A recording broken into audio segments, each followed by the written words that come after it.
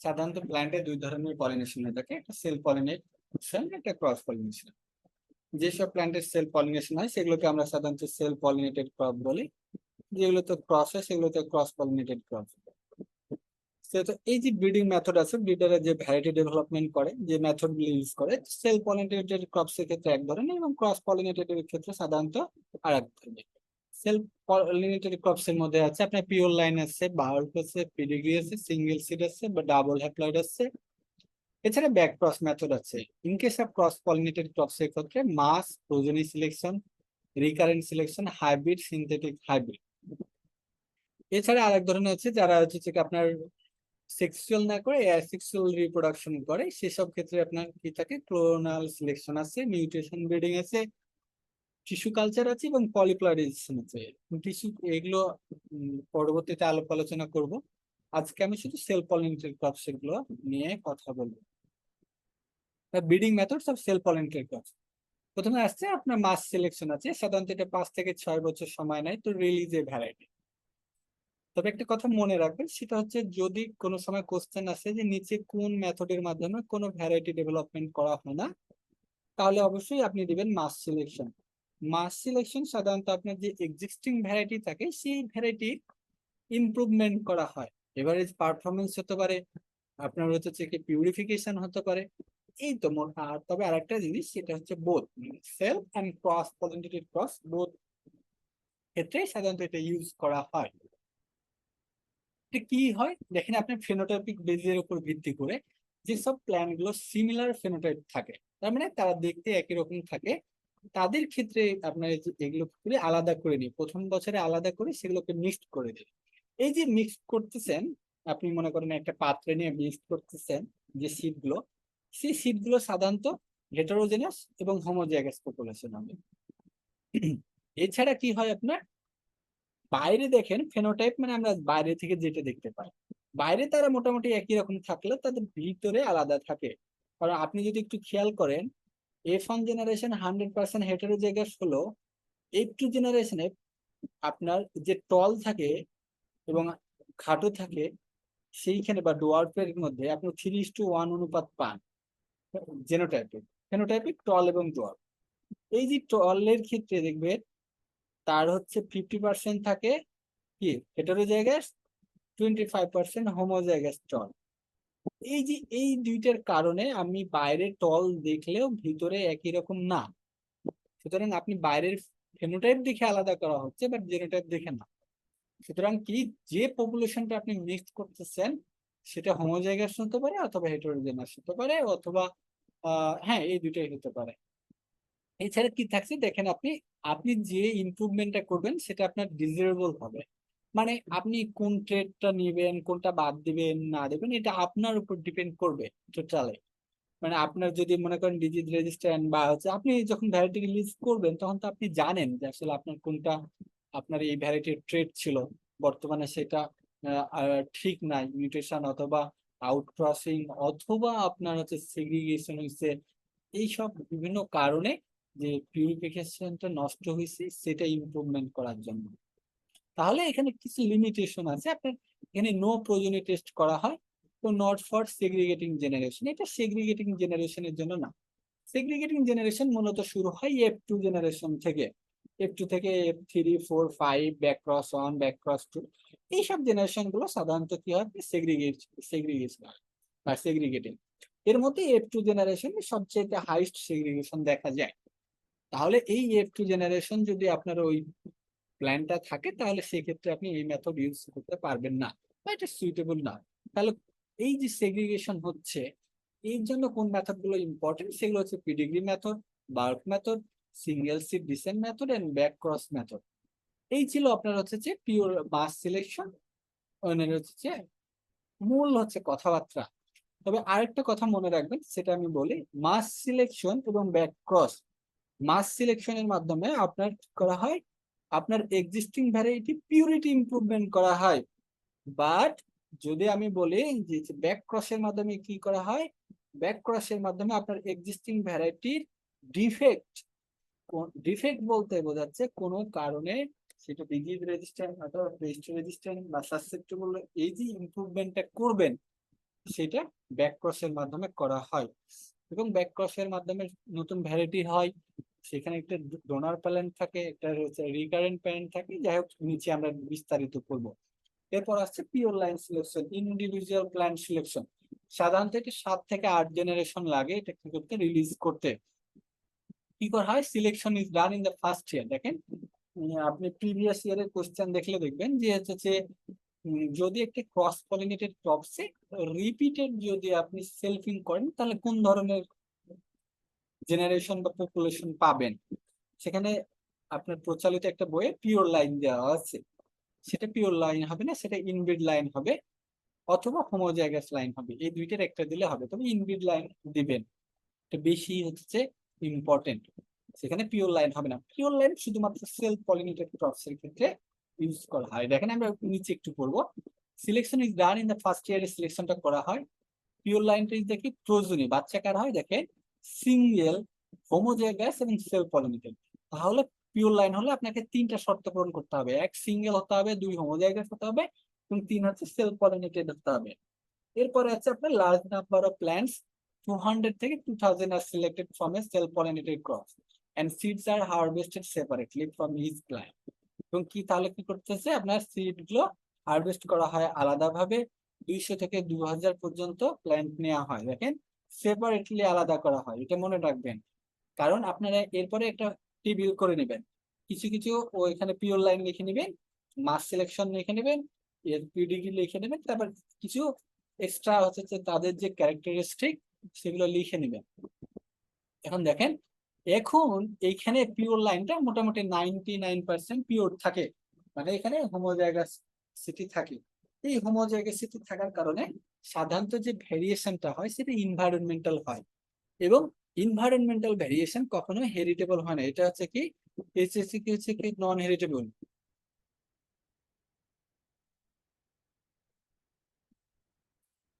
এগুলো হচ্ছে আপনার হচ্ছে কি নন হেরিটেবল। এখন যদি নন হেরিটেবল হয় তার মানে কি, সেটা আপনার অফস্প্রিং এ যাবে না। আমি আপনাদের বলছিলাম F1 জেনারেশন 100% হেটেরোজাইগাস। এই F1 জেনারেশনের ফিল্ডে যদি কোনো হচ্ছে গিয়ে ভেরিয়েশন হয় তাহলে সেটা অবশ্যই কি হবে, ইনভায়রনমেন্টাল হবে। ঠিক তেমনি ভাবে পিওর লাইন যেহেতু 99.98% পিওর থাকে, সুতরাং এখানে যদি কোনো ভেরিয়েশন হয় সেটাও ইনভায়রনমেন্টাল হবে। এবং ইনভায়রনমেন্টাল হলে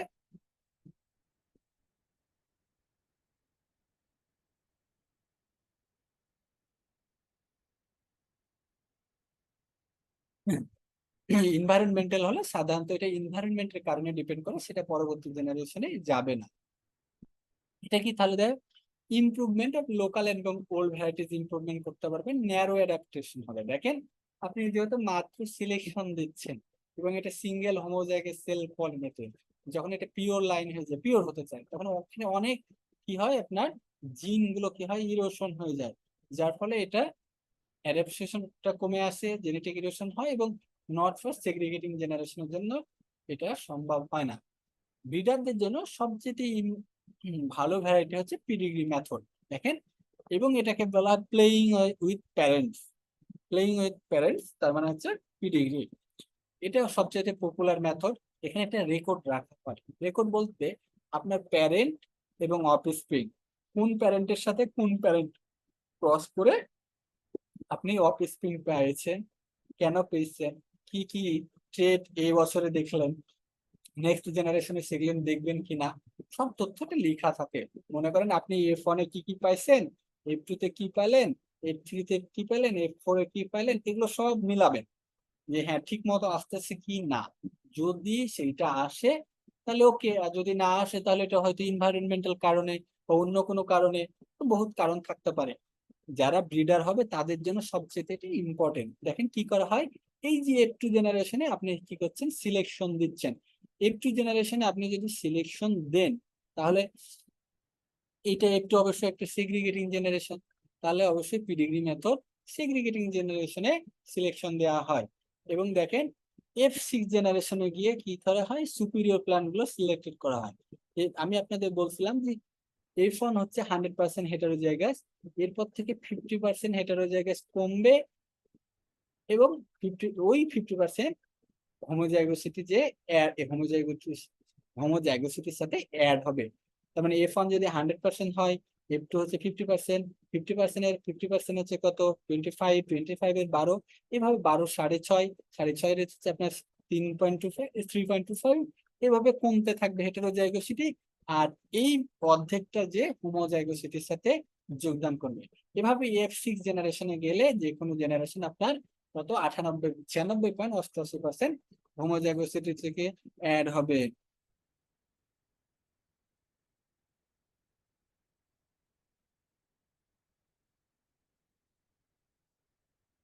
এরপরে আপনারা দেখেন আরেকটা হচ্ছে অ্যাপ্লিকেশন। এখন দেখেন selection from segregating generation of cross pollinated crops. তাহলে সেগ্রিগেটিং জেনারেশনে যদি সিলেকশনের কথা বলে, তাহলে অবশ্যই আপনি পিডিগ্রি মেথড থাকলে এটা দেবেন। এছাড়া combination of breeding to correct specific weakness of established variety দেখেন। এছাড়া ট্রান্সগ্রেসিভ ব্রিডিং, সবচেয়ে ইম্পর্টেন্ট হচ্ছে এখানে সেগ্রিগেশন জেনারেশন নিয়ে কাজ করা এবং ট্রান্সগ্রেসিভ যে ব্রিডিং আছে। আপনাদের আমি বলছিলাম যে হচ্ছে কি ট্রান্সগ্রেসিভ কেন, দেখেন সবচেয়ে ট্রান্সগ্রেসিভটা কি F2 জেনারেশনে সাডেনলি তার প্যারেন্টের চাইতে অ্যাবনর্মাল কিছু শো করবে। এটা পজিটিভও হইতে পারে, এটা নেগেটিভও হইতে পারে। এইটাই হচ্ছে আপনার ট্রান্সগ্রেসিভ সেগ্রিগেশন। সাধারণত F2 জেনারেশনে দেখা যায়, তবে F2 পরিবর্তেও আপনার ব্যাক ক্রস 1, 2, F3, F4 এও দেখা দিতে পারে। কারণ সাধারণত সেগ্রিগেটিং জেনারেশন F2 থেকে শুরু হয়। তবে এটা মোস্ট অফ দা কেসে যদি বলে কোন জেনারেশনে দেখা যায়, তাহলে আপনি F2 বলবেন। তাহলে এটা কি, এটা হেটেরোসিসের মতো। এই যে ট্রান্সগ্রেসিভ, এটা তার অফস্প্রিং এ এটা কি করবে, হেরিটেবল করবে। এবং প্ল্যান্ট ব্রিডাররা সবসময় এটা চায় যে তার ভ্যারাইটি, তার যে মানে যে সে যেটা লাইন ডেভেলপ করতেছে, সেটা যেন হচ্ছে যে এরকম হঠাৎ করে একটা ট্রান্সগ্রেসিভ কিছু দেখা, তাহলে অ্যাবনর্মাল কিছু দেখা, যার ফলে সেটা তারটা অন্যদের চাইতে কি হয়, আলাদা হোক। এছাড়া কি পলিজেনিক ট্রেটস, যেমন আপনার ইল, ডিজিজ রেজিস্ট্যান্ট, হাইট, ম্যাচুরিটি, এগুলো ইমপ্রুভমেন্ট করতে হলে আপনাকে পিডিগ্রি মেথড ইউজ করতে হবে। কারণ সাধারণত এগুলো আপনার কি থাকে, হেরিটেবল ট্রেড থাকে। এখন মার কোন বা বাবার কোন ট্রেড ভালোর কারণে তার অফস্প্রিং ভালো হচ্ছে না হচ্ছে, সেটা জানা যায় শুধুমাত্র পিডিগ্রি মেথডের মাধ্যমে। তবে যেহেতু আপনি সব ডাটা রাখছেন F2 জেনারেশনে, সেইটা হচ্ছে যে এক্সট্রিম F2 জেনারেশন আপনি সিলেকশন দিচ্ছেন, এই কারণে এখানে নো ন্যাচারাল সিলেকশন থাকে না। এবং সাকসেস ডিপেন্ডস অন ব্রিডার, আপনি কত বড় ব্রিডার হবেন সেটা ডিপেন্ড করবে। আপনি F2 জেনারেশনে তার চেহারা দেখে বলতে পারবেন যে তার ভবিষ্যৎ কি হবে। এটা অবশ্যই একটা ব্রিডারদের হচ্ছে যে দক্ষতার উপরে নির্ভর করবে এবং যে ট্রেটের উপরে ডিপেন্ড করবেন। বা হেরিটেবল যদি না হয় তাহলে ওখানে হবে না। তাহলে আপনার পিডিগ্রির ক্ষেত্রে কি ট্রান্সগ্রেসিভ নিয়ে কাজ করবেন, প্যারেন্টস এর ডাটা রাখবেন। F2 জেনারেশন থেকে স্টার্ট হবে, F6 জেনারেশনে গিয়ে আপনি সুপিরিয়র প্ল্যানটা সিলেক্ট করবেন, যেখানে 96.88% হোমোজাইগাস হবে। এর ছাড়া আপনি পলিজেনিক ট্রেটস গুলো, ইল, ডিজিজ রেজিস্ট্যান্ট এবং হাইট, ম্যাচুরিটি, এই ধরনের ট্রেড গুলো ইমপ্রুভমেন্ট করতে হয়। লিমিটেশন হচ্ছে মানে no natural selection, success depends on breeder এবং effective for low heritability traits. এরপরে আসছে আপনার বাল্ক মেথড। বাল্ক মেথড এবং আপনার পিডিগ্রি মেথডের মধ্যে পার্থক্য আছে। দেখেন ওখানে ওই F2 জেনারেশনে সিলেক্ট করছে, এখানেও করছে, but F2 and subsequent generation are harvested এবং মাস অর বাল্ক। তার মানে কি করা হয়, এইখানে F2 জেনারেশনের পর্বে আলাদা করে সেগুলোকে একসাথে মিশিয়ে দেওয়া হয়। বাট ইন কেস অফ পিডিগ্রির ক্ষেত্রে সেটা করা হয় না, সেটা আলাদা আলাদা রাখা হয়। এটাই মূলত বাল্ক মেথড এবং পিডিগ্রির মধ্যে পার্থক্য। এছাড়া আরো পার্থক্য, তার ডাটা রাখা হয়, এটা ডাটা রাখা হয় না। এটা মৌর হচ্ছে থেকে এই প্রিসিয়াস রেজাল্ট দেয়, তারপর হচ্ছে ব্রিডারদের জন্য ইম্পর্টেন্ট, পিডিগ্রি বাল্ক মেথডটা না। এছাড়া হচ্ছে কি হচ্ছে আপনার F6 জেনারেশনে সিলেকশনটা দেওয়া হয়। অপরচুনিটি এখানে থাকে ন্যাচারাল সিলেকশনের, সেখানে থাকে না। Use for isolation of homozygous line, isolation করতে পারবেন। কারণ হচ্ছে F7 জেনারেশনে আপনার 98% কাছাকাছি চলে যায় হোমোজাইগোসিটি, সুতরাং হোমোজাইগাস লাইন ডেভেলপ করতে পারবেন। লিমিটেশন হচ্ছে এই যে আপনি এতগুলি সিড নিলেন, সেগুলো বাল্ক করলেন এবং পরে গ্রো করলেন।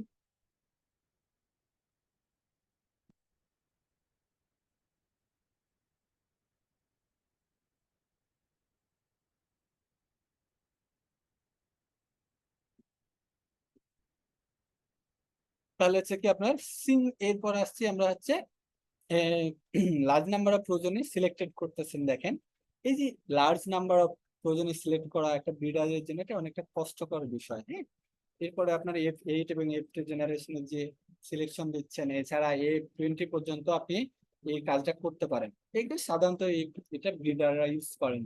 আপনার যে কোনো ব্যক্তি এটা করতে পারেন। কি করবেন, জাস্ট F2 জেনারেশনে হারভেস্ট করবেন, ভালোগুলো রাখবেন, সিডগুলো বাল্ক করবেন, আবার F3 গ্রো করবেন, F4 গ্রো করবেন, গ্রো করতে থাকবেন। আর কোনো কাজ নাই আপনার। এরপরে যখন F7 জেনারেশনে গিয়ে আপনি ইন্ডিভিজুয়াল প্ল্যান হারভেস্ট করবেন, আলাদা করবেন, এভাবে তারপর আপনি কি করবেন, সিলেকশন দিবেন। এটা ছিল আপনার মোটামুটি হচ্ছে কি মেথড, বাল্ক মেথড। এরপর আসছে এই বাল্ক মেথডেরই একটা মডিফিকেশন। মডিফিকেশনটা হচ্ছে সিঙ্গেল সিড ডিসেন্ট মেথড। দেখেন সিঙ্গেল সিড ডিসেন্ট মানে এখানে দেখেন আপনি তার মেথডের নাম দেখে বুঝতে পারবেন। সিঙ্গেল সিড মানে একটা সিড নেবে এখানে, একটা ভ্যারাইটি বা প্ল্যান্ট থেকে, একটা গাছ থেকে একটা মাত্র সিড নিবেন, বাকি সিড নিবেন না আপনি। এটা হচ্ছে সিঙ্গেল সিড। এটা এরপর সেই সিড গুলোকে নিয়ে আপনি বাল্ক করবেন। বাল্ক করলে কি হবে, একসাথে হবে। এরপরে সেগুলো আপনি গ্রো করবেন F2 F3 জেনারেশনে, এভাবে গ্রো করতে থাকবেন। এবং কত জেনারেশন পর্যন্ত, F5 থেকে F6 পর্যন্ত জেনারেশন পর্যন্ত আপনি চলতে থাকবে এটা। এবং F6 জেনারেশনে যে আপনি কিছু প্ল্যান কি করবেন, সিলেক্টেড করবেন। এখানে অ্যাডভান্টেজ দেখেন, advance generation with maximum possible speed in convention between. এখন এটার কিছু বলি, সেটা সিঙ্গেল সিডে আপনার কি থাকবে, গাছ অনেক ঘন করে লাগানো হবে, টিলারিং যেন কম হয়, ডালপালা যেন কম হয়। তাহলে কি হবে আপনার, ওই যে স্পেস কম লাগবে, জায়গা কম লাগার কারণে নিউট্রিয়েন্ট কম লাগবে, আপনি জায়গা কম লাগার কারণে অনেকগুলো গাছ এক জায়গাতে গ্রো করতে পারবেন না। এই সুযোগটা আপনার সৃষ্টি হবে। এবং যখন তারা কাছাকাছি থাকবে তখন তাদের ক্রপ ডিউরেশনটা কম হয়ে আসবে। এছাড়া আরজিএ করতে পারবেন, র্যাপিড জেনারেশন অ্যাডভান্স, যেটা বর্তমানে রাইসে ইউজ করা হচ্ছে। এবং এমএস মেথড ইউজ করতে পারবেন। এমএস হচ্ছে মার্কার অ্যাসিস্টেড সিলেকশন। আপনার কাছে যদি মার্কার থাকে, সেই মার্কার দিয়ে কি করতে পারবেন, সিলেকশন করতে পারবেন খুব দ্রুত। এই সিঙ্গেল সিডিশন মেথড এবং short in the breeding time, ওই যে বললাম, যেহেতু তার ডালপালা কম থাকবে, গ্রোথ কম হবে, তাড়াতাড়ি সে সিড দিবে, রিপ্রোডাক্টিভ স্টেজে চলে যাবে, সুতরাং তার কিছুটা হলেও আপনার ব্রিডিং টাইমটা কমে আসবে। লিমিটেশন হচ্ছে নো ন্যাচারাল সিলেকশন থাকে, কারণ এখানে আপনি মাত্র একটা প্ল্যান্ট থেকে, একটা গাছ থেকে একটা সিড নিচ্ছেন।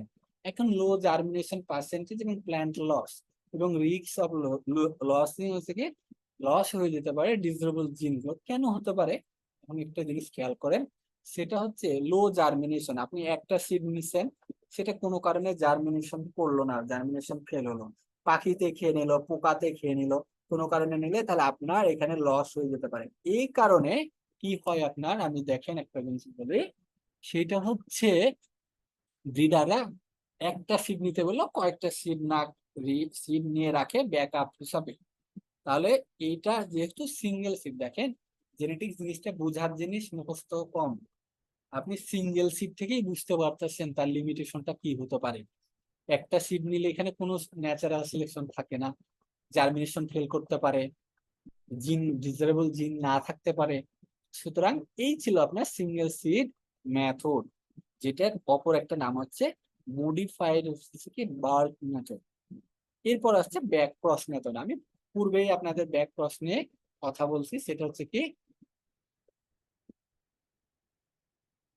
ব্যাক ক্রস মেথড সাধারণত কি হয়, কোন আপনার যে ভ্যারাইটিটা আছে সেই ভ্যারাইটিটা দেখা যাচ্ছে কোনো একটা ট্রেটে ডিফেক্ট আছে। যেমন বিধান 28 বর্তমানে ব্লাস্ট রেজিস্ট্যান্ট। এই ব্লাস্ট রেজিস্ট্যান্ট জিনটা মনে করেন আপনি বিধান 28-এ ইনোকুলেশন করতে চাচ্ছেন বা ইনোকুলেট করতে চাচ্ছেন। এই যে করতে চাচ্ছেন বা বিধান ইমপ্রুভ, তার কোয়ালিটি ইমপ্রুভমেন্ট করতে চাচ্ছেন। এখন বিধান 28 হচ্ছে রিকারেন্ট প্যারেন্ট হিসাবে, এবং অন্যান্য গুলো হচ্ছে ডোনার প্যারেন্ট হিসাবে ইউজ করবেন। এই যে ডোনার প্যারেন্ট হিসেবে করবেন, সেটা যে জিনটা আপনি দিতে চাচ্ছেন, সেটা ডোমিনেন্টও হতে পারে, সেটা রিসেসিভও হইতে পারে, সেটা সাইটোপ্লাজমিকও হইতে পারে, অথবা সেটা নিউক্লিয়ার জিন হতে পারে। তাহলে আপনার কাছে 4টা অপশন। কি ডোনার প্যারেন্টের যে জিনটা নিচ্ছে সেটার কয়টা অপশন? 4টা অপশন। 1 ডোমিনেন্ট জিন হতে পারে, 2 রিসেসিভ জিন হতে পারে, 3 সাইটোপ্লাজমিক জিন হতে পারে, সাইটোপ্লাজমিক বলতে মাইটোকন্ড্রিয়া অথবা প্লাস্টে, অথবা নিউক্লিয়ার জিন হতে পারে। এখন আমি এই 4টা আপনাকে বুঝাবো। সেটা হচ্ছে যদি নিউক্লিয়ার জিন হিসাবে হয় তাহলে ডোনার প্যারেন্ট আপনি ফিমেল হিসাবে, সরি মেল হিসাবে ইউজ করতে পারবেন। কিন্তু যদি সেটা সাইটোপ্লাজমিক জিন হয় তাহলে আপনাকে ওই ডোনার প্যারেন্টকে কি হিসাবে ইউজ করতে হবে? ফিমেল হিসাবে। যদি ডোমিনেন্ট হয় এবং রিসেসিভ হয়, ডোমিনেন্ট হলে আপনি কন্টিনিউয়াস কি করতে পারবেন? ব্যাক ক্রস করতে পারবেন। আর রিসেসিভ হলে 2 জেনারেশনের পর পর আপনাকে ব্যাক ক্রস করতে হবে, সরি 2 জেনারেশন পর পর আপনাকে এটা চেক করতে হবে। আর কি করতে হবে? F1 এবং ব্যাক ক্রস 1-এ আপনি এটা কিছু করতে পারবেন না। ঠিক আছে, তাহলে ব্যাক ক্রস নিয়ে একটু আলাপ আলোচনা করে। The hybrid F1 and the progeny in the subsequent segregation are repeated। এই যে ব্যাক ক্রস করা হবে যে কোনো একটা প্যারেন্টের সাথে, এবং যে প্যারেন্টের সাথে ব্যাক ক্রস করা হবে তাকে রিকারেন্ট প্যারেন্ট বলা হয়। কিসের জন্য? To improve a specific character in a release variety.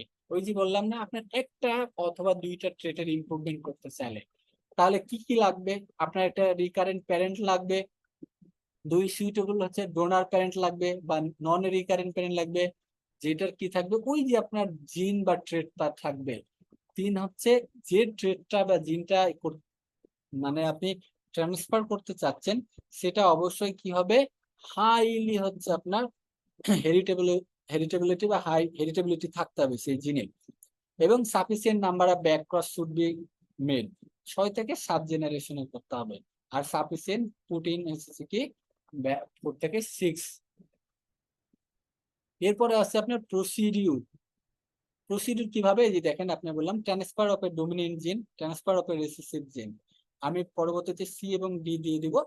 Transfer dominant জিনের ক্ষেত্রে back cross are made one after another. মানে একবার ব্যাক ক্রস করতে চাইলে আপনাকে অবশ্যই, মানে সরি, ডোমিনেন্ট জিন ট্রান্সফার করতে চাইলে বারবার ব্যাক ক্রস করতে হবে, মানে আপনাকে চেক করতে হবে। জাস্ট ব্যাক ক্রস করে চলে যাবেন। এবং সিলেকশনটা কখন দিবেন ফর ডিজিজের জন্য? এটা এই যে 6 ব্যাক ক্রস 6 এ, মানে 6 জেনারেশন যখন সেলফিং হবে তখন আপনি সিলেকশন দিবেন। But in case of recessive জিনের ক্ষেত্রে back cross can not be made one after another. একটার পরে আরেকটা ব্যাক ক্রস করা যাবে না। Resistance should be done after every 2 generation. এই যে আপনার রেজিস্ট্যান্স আছে কি না এটা 2 জেনারেশন পর পর চেক করতে হবে। তার একটা বড় কারণ এটা হচ্ছে এই যে রিসেসিভ জিন ওটা তো আপনার কি হতে পারে? ইরোশন হয়ে যেতে পারে, অথবা সেগ্রিগেশন হয়ে যেতে পারে, বা আলাদা হয়ে যেতে পারে। আপনি এটা ডিসকার্ড করে দিতে পারেন, বা সেটা মাস্ক হয়ে থাকতে পারে। এই বিভিন্ন কারণের কারণে সাধারণত 2 বছর পর পর আপনার কি করতে হবে? রেজিস্ট্যান্স যে আছে কিনা সেটা চেক করতে হবে। বাট ডোমিনেন্ট জিনের ক্ষেত্রে একেবারে 6 জেনারেশনে গিয়ে করলে হবে। F1 এবং F2 ব্যাক ক্রস অনে আপনি কি করতে পারবেন না? ইনোকুলেশন করতে পারবেন না, কারণ যে জিনটা আপনি ট্রান্সফার করবেন সেটা রিসেসিভ জিন। আর আমরা জানি F1 এবং ব্যাক ক্রস অন এগুলো 100% হেটারোজাইগাস হওয়ায় এখানে শুধুমাত্র ডোমিনেন্ট জিনটা এক্সপ্রেস হবে, কোনো back cross recessive gene express হবে না। দেয়ারফর কি অনলি দ্য F2 জেনারেশন আর টেস্ট করা যাবে। সিলেকশন কখন করতে হবে? Back cross 1 F2, back cross 3 F2 এবং ব্যাক ক্রস F5। তাহলে আপনি এই যে 2 বছর পর পর বা 2 জেনারেশনের পর পর আপনি কি করতে পারবেন? সিলেকশনটা দিতে হবে। অ্যাডভান্টেজ দেখেন, improvement of on two specific defects থাকবে অফ হাইল্ডিং ভ্যারাইটি। হাইল্ডিং ভ্যারাইটি যদি ডিফেক্টস থাকে সেটা ইমপ্রুভমেন্ট করে মডার্ন ভ্যারাইটি করতে সাধারণত এই পদ্ধতি ইউজ করা হয়। মনে থাকে যেন। ব্যাক ক্রস এবং transfer of qualitative or quantitative trade.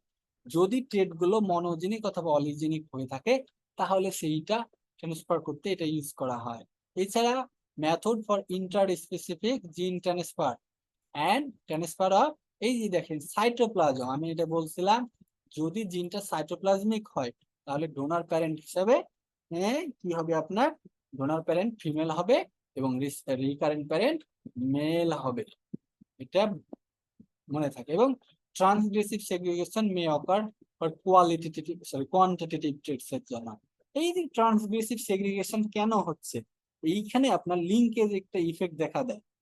হ্যাঁ, আমরা একটু পরে বলবো, ওটা লিমিটেশনে আছে। আপনি জানেন যে লিঙ্কেজ কোনগুলো, যেগুলো লিঙ্কড জিন থাকে।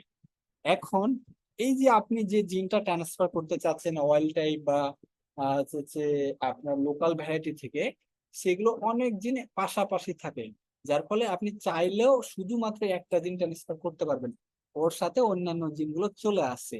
এই যে চলে আসার কারণে আপনার কপাল ভালো থাকলে পজিটিভও হইতে পারে এফ টু জেনারেশন, অথবা নেগেটিভও হইতে পারে, যার ফলে ট্রান্সগ্রেসিভ সেগ্রিগেশন দেখা দেয়। এছাড়া প্রোডাকশন অফ আইসোজেনিক লাইন, আমি বলছিলাম আইসোজেনিক লাইনটা কি, সবকিছু ঠিক থাকবে, একটা লোকাসের জন্য যদি চেঞ্জ হয় তখন এটা কি হবে, আইসোজেনিক লাইন ডেভেলপ হবে। এছাড়া অফ সিজন নার্সারি এবং গ্রিন হাউসে ইউজ করা হবে, এবং মার্কার অ্যাসিস্টেড এবং হচ্ছে র্যাপিড জেনারেশন, এই পদ্ধতিতে ইউজ করা যায়। লিমিটেশন দেখেন, এই যে লিঙ্কেজ ড্রাগস, আমি একটু আগে বলছিলাম লিমিটেশন, তাহলে এটা কি, হাইব্রিডাইজেশন ইজ ডিফিকাল্ট হবে। কারণ ওই যে আপনিরা যদি বিগত ক্লাসে দেখেন, প্রাইমারি জিন পোল, সেকেন্ডারি জিন পোল, টার্সিয়ারি জিন পোল, যার ফলে যদি সেটা সেকেন্ডারি পপুলেশন হয় বা সেকেন্ডারি জিন পোল হয়, তাহলে সেখানে কি হবে আপনার, এই যে হাইব্রিড বা হাইব্রিডাইজেশনটা কঠিন হবে। সেখানে কি হবে আপনার, স্টেরিলিটি শো করবে। আরেকটা আছে লিঙ্কেজ ড্রাগস, এই যে আনডিজারেবল জিনস ক্লোজলি লিঙ্ক থাকে ট্রান্সফার উইথ জিন বিং ট্রান্সফার, আপনি যে জিনগুলো ট্রান্সফার করতে চাচ্ছেন সেগুলোর সাথে সাথে আরো অনেক খারাপ জিন থাকে, এই খারাপ জিনের কারণে ট্রান্সগ্রেসিভ সেগ্রিগেশন অবশ্যই হবে। আপনি পিডিগ্রি মেথডের F2 তে এই ট্রান্সগ্রেসিভ সেগ্রিগেশন পাবেন কিনা এটা শিওর দেওয়া যাবে না, বাট এই যে ব্যাক ক্রসের মাধ্যমে বেশিরভাগ ক্ষেত্রেই ট্রান্সগ্রেসিভটা পাওয়া যাবে। এরপরে আসছে আপনার আরপিডি বা র্যাপিড জেনারেশন অ্যাডভান্স। এটা দেখেন speed up the breeding cycle. মনে করেন আমার বছরে একবার ফসল দিলে তো আমার 12 বছরে বা 6 বছরে একটা ভ্যারাইটি রিলিজ হবে।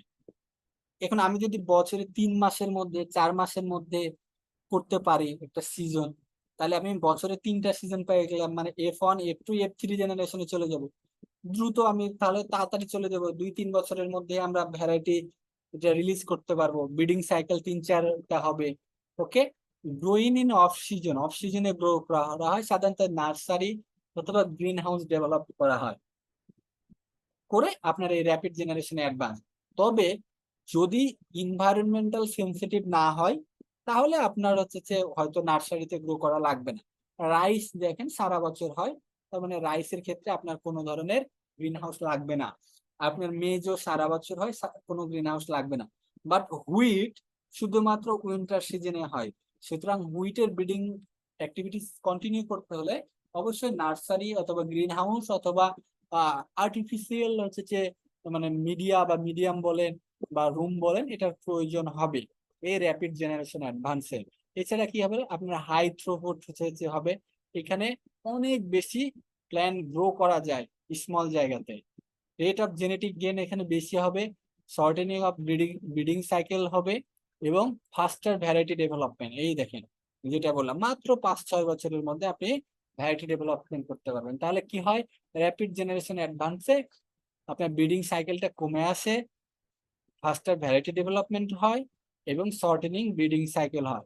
Use of RGA in rice breeding, এখন কি কিভাবে এই যে আরজিএ বা র্যাপিড জেনারেশনটা ইউজ হচ্ছে, জাপানিজ ভ্যারাইটি নিপ্পন করছে, তারা প্রথমে এই ভ্যারাইটি ব্রিড আরজি এর মাধ্যমে ডেভেলপ করছে। বাংলাদেশের মধ্যে বিনাধান 8, বিধান 61, 62, 67, 72, এই কয়েকটা ভ্যারাইটি কি হয়েছে আপনার এই যে আরজি মেথড ইউজ করে ডেভেলপ করা হয়েছে। এরপর আসছে আপনার marker assisted selection. process of using morphological, biochemical or molecular markers as indirect selection criteria for selection of important trait. এখন মার্কার বিডিং চলে আসছে, আমি মার্ক করে নিব আগেই সেটা আছে কিনা। যদি আমার অফস্প্রিং এ প্যারেন্টে সেই জিন থাকে, then I will go to next generation, otherwise it's totally discarded. Sometimes all marker assisted selection not helpful for us, but both marker assisted or molecular breeding plus conventional breeding, both is important for selection a variety or selection a trait, because you know that DNA after it's a RNA, then protein, then expression, so it is difficult to select a plant based on marker assisted selection all time. So next is steps হচ্ছে আপনার population development করতে হবে for হচ্ছে marker assisted selection. Population development করার পর কিউটিএল করবেন। আমি বলছিলাম কিউটিএল মানে কি, কোয়ান্টিটেটিভ ট্রেড গুলো ম্যাপিং করতে হবে আছে কি না, থাকলে সেটা ভ্যালিড কিনা, মানে এই কিউটিএলটা কার, আপনি যেটা চাচ্ছেন সেইটার নাকি অন্য কার, এটা ভ্যালিডেশন হলে তখন আপনি মার্কেট ডেভেলপ করে মার্কার অ্যাসিস্টেড সিলেকশন করবেন, ডিএনএ করবেন, ডিএনএ আইসোলেশন করবেন, পিসিআর করবেন, জেলে রান দিবেন। এরপরে হচ্ছে আপনি কি করবেন, মার্কার সরি, এরপর হচ্ছে জেল রান দিয়ে সেটা দেখবেন, আপনার হচ্ছে মার্কার দিয়ে বা প্রাইমার দিয়ে দেখবেন যে সেটা আছে কিনা, যদি থাকে তাহলে ওকে। এটা করলে আপনি ইনিশিয়াল স্টেজেই আপনি সিলেকশন দিতে পারবেন। আপনার এখানে কি থাকে, হোমোজাইগাস ফর্ম, হেটেরোজাইগাস এবং পিরামিড, জিন পিরামিডিং করতে পারবেন। আপনি জিন পিরামিডিং মানে আপনি একটা ভ্যারাইটিতে রেজিস্ট্যান্ট জিনগুলো একে একে নিয়ে আসতে পারবেন। এছাড়া selection for recessive traits, monogenic traits, ইউটিএলস, এটা পসিবল হয়।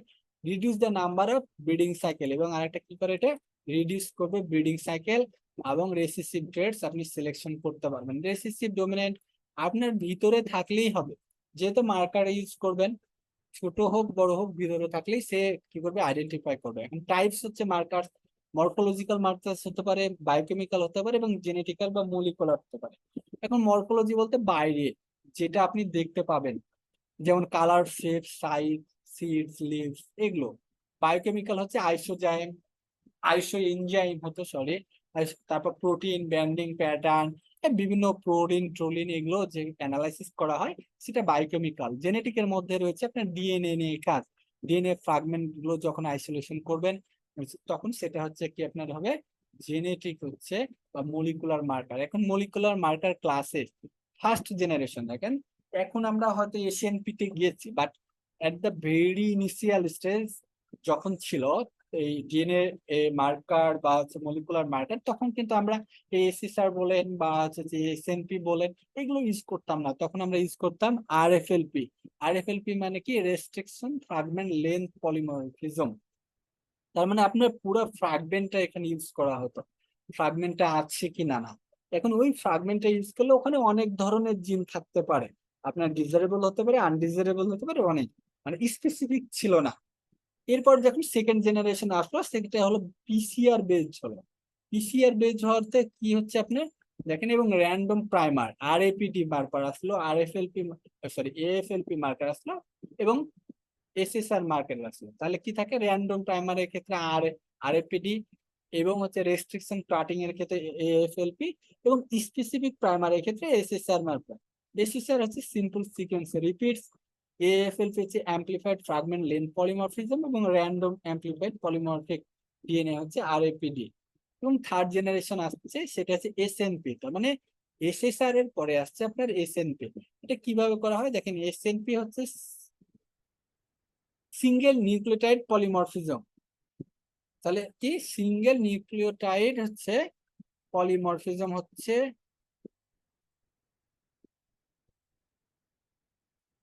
থার্ড জেনারেশন বা এসএনপি। এখানে আপনার জাস্ট একটা নিউক্লিওটাইড, যেটা আপনারা ডিএনএ গঠনে জানেন যে ডিএনএ কি নিয়ে গঠিত হয়, ওখানে হয়তো নিউক্লিওটাইড থাকে, তারপর আপনার নাইট্রোজেন বেস থাকে, এই যে নিউক্লিওটাইড গুলো থাকে সেই একটা মাত্র মাত্র একটাকে সে আইডেন্টিফাই করবে, এবং ওই এক বলবে যে এই একটার জন্যই অমুক ট্রেটটা দায়ী, বা অমুকটা এই যদি নিউক্লিওটাইডটা থাকে তাহলে অমুক ট্রেটটা বা অমুক ক্যারেক্টারিস্টিকটা প্রেজেন্ট থাকবে, আদারওয়াইজ থাকবে না। এরপর আসছে আপনার marker use DNA fingerprint fingerprinting, যেটা VNTR, variable number of tandem repeats আছে। এগুলো হচ্ছে ট্যান্ডেম মানে হচ্ছে রিপিটস গুলো আছে যেগুলো দিয়ে আইডেন্টিফাই করা যায়। থার্ড জেনারেশনে বর্তমানে এসএনপি এবং ভিএনটিআর হচ্ছে ইউজ করতে করা হচ্ছে। এছাড়া এই দুটোই আরেকটা আছে যেটা আমরা বায়োটেকনোলজিতে পড়বো, ক্রিসপার কাস মেথড, যেটা আরো অ্যাডভান্স মেথড। আপনি ইচ্ছা করলে যে কোনো জিন কাটতে পারবেন আবার লাগাই দিতে পারবেন। এই ছিল হচ্ছে আপনার, তবে এইগুলো হচ্ছে মলিকুলার মার্কার দিয়ে আইডেন্টিফিকেশন করা। এই ছিল মোটামুটি আপনার হচ্ছে আজকের ক্লাস। আপনারা হয়তো কষ্ট পাইছেন, আসলে মাঝে মধ্যে কিছু করার থাকে না। আর